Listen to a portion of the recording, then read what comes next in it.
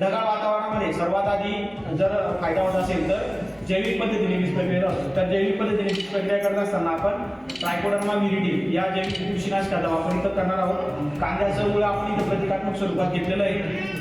नैसर्गिक पद्धतीने बीज प्रक्रिया करत असताना ट्रायकोडर्मा साधारण 1 किलो बियाण्यासाठी 5 ते 7 ग्रॅम किंवा 10 ग्रॅम पर्यंत जरी प्रमाण घेतलं आपण तरी चालणार आहे। आता हे प्रमाण घेताना आपण बघू शकतो इथं कांद्याचं आपण बियाणं घेतलेलं आहे आणि याच्यावर जर आपण बघितलं तर ट्रायकोडर्मा आपण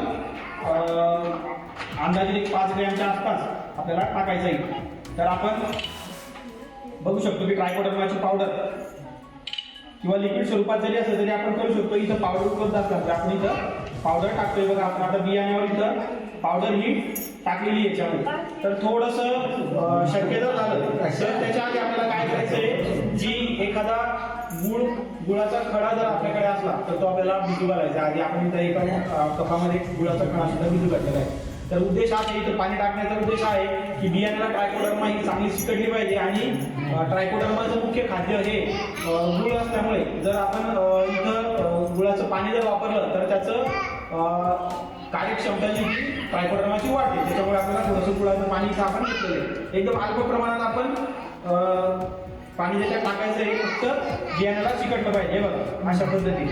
आणि असं बियाण्याला आपल्याला ही पावडर लावून घ्यायची, काहीच नाही, एकदम सोपं आहे।